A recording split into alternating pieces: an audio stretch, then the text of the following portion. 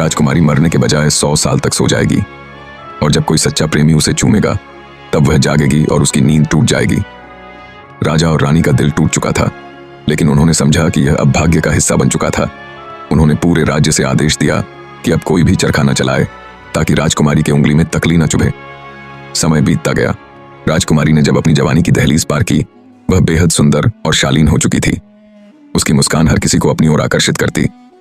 लेकिन एक दिन जब वह महल में अकेली घूम रही थी, उसने देखा कि एक बूढ़ी औरत चरखा चला रही थी।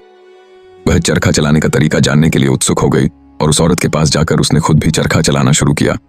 जैसे ही उसकी उंगली में तकली चुभी, वह तुरंत गहरी नींद में चली गई। राजा और रानी, जो हमेशा अपनी बेटी को अपने पास रखने के लिए हर तरह की कोशिश कर रहे थे, अब पूरी तरह टूट गए थे। उन्होंने अपनी प्यारी बेटी को सुंदर कपड़े पहनाकर एक बड़े शाही कमरे में सुला दिया, लेकिन उनके दिल में यह दर्द था कि वे अपनी बेटी को कभी नहीं जगा पाएंगे। सालों बीत गए। महल अब कंटीली झाड़ियों और बेलों में छिप गया था। लेकिन एक दिन एक राजकुमार, जो इस कहानी को सुन चुका था, महल के पास आया। उसे सब कुछ जानने की तीव्र इच्छा थी और वह महल तक पहुंचने में सफल हो गया।